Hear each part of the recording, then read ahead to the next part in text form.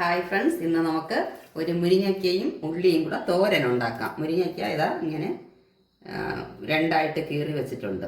ഇതിൽ ഒരു 2 മുരിങ്ങയ്ക്കയുണ്ട്, 2 സവാള ചെറുതായിട്ട് കനം കുറച്ച് നീളത്തിൽ അരിഞ്ഞിട്ടുണ്ട്. സവാളയ്ക്ക് പകരം ചെറിയ ഉള്ളി ഇട്ടാലും നല്ല ടേസ്റ്റ് തന്നെ ആയിരിക്കും. ഞാൻ സവാളയാണ് ചേർത്തിട്ടുള്ളത്, 2 സവാളയും മുരിങ്ങയ്ക്കയും.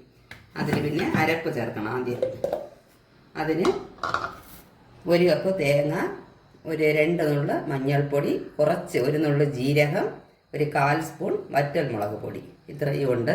ഇതിൽ ഇനി കുറച്ച് ഉപ്പ്, പരലുപ്പ് ചെറുതായിട്ട് 1/4 സ്പൂണും തികച്ച് വേണ്ട, കുറച്ച് ഈ മുരിങ്ങയ്ക്ക് കണക്കായിട്ട്. ഇതിനെ നമുക്കൊന്ന് തോരന് അരയ്ക്കും പോലെ അരച്ചുകൊണ്ട് വരാം. തോരൻ്റെ അടുത്ത അല്പം കൂടെ അരയണം, അത്രയേ ഉള്ളൂ. നന്നായിട്ട് ഫൈനായിട്ട് അരയണ്ട, അരച്ചിതിൽ മിക്സ് ചെയ്യാം. ഇതാണ്ടോ ഇങ്ങനെ അരച്ചു, നന്നായിട്ട് അരയണ്ട, ഇങ്ങനെ തരിതരായിട്ട് അരച്ചെടുത്തിട്ട് മിക്സ് ചെയ്യണം. ഇതിൽ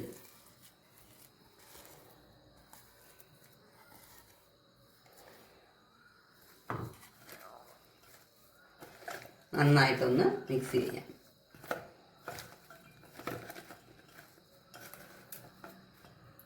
കുറച്ച് വെള്ളം, ഇത് ആവിയിൽ വെന്ത് കിട്ടും. അതുകൊണ്ട് ഒരുപാട് വെള്ളം വേണ്ട, മുങ്ങിയില്ലാന്ന് വെള്ളം വെച്ചാൽ മതിയാവും.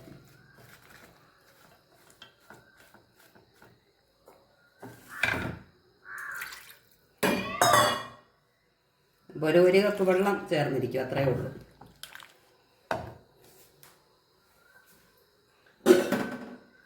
എന്നിട്ട് അടച്ചു വെച്ച് തന്നെ വേവിക്കാം.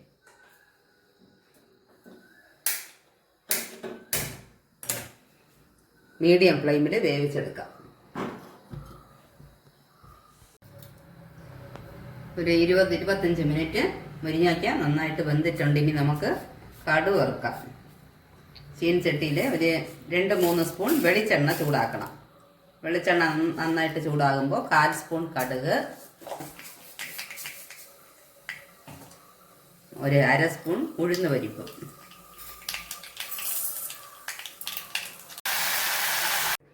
അങ്ങനെ തോരൻ റെഡിയായി.